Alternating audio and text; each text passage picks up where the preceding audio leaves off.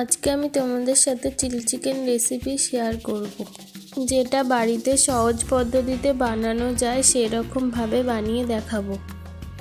এখানে chilli chicken বানানোর জন্য 500 গ্রাম চিকেনকে ছোট ছোট পিস করে কেটে নিয়েছি।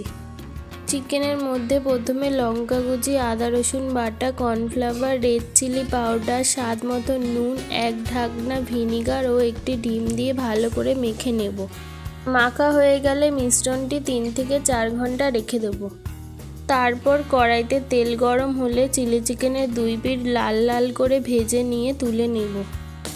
রসুন কুচি, আদা কুচি, লঙ্কা কুচি, পেঁয়াজ ও ক্যাপসিকাম দিয়ে ভালো করে ভেজে নেব।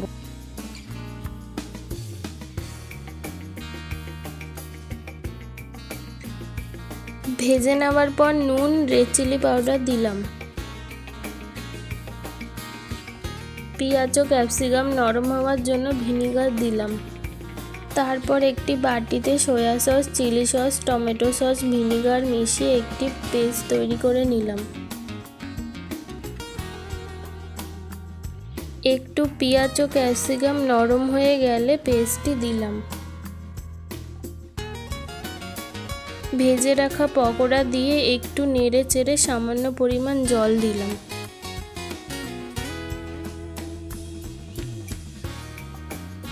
একটি বাটিতে 2 চামচ কর্নফ্লাওয়ার নিয়ে অল্প পরিমাণ জল দিয়ে গুলে নিলাম। তারপর একটু ফুটে গেলে কর্নফ্লাওয়ার গোলা জল দিলেই রেডি হয়ে যাবে চিলি চিকেন। ভিডিওটি ভালো লাগলে লাইক করবেন, কমেন্ট করবেন, আরও অন্য রেসিপি পেতে আমার পেজটিকে ফলো করে দেবেন। আর যারা ইউটিউব থেকে দেখছেন আমার চ্যানেলটিকে সাবস্ক্রাইব করে দিয়ে পাশে থাকবেন।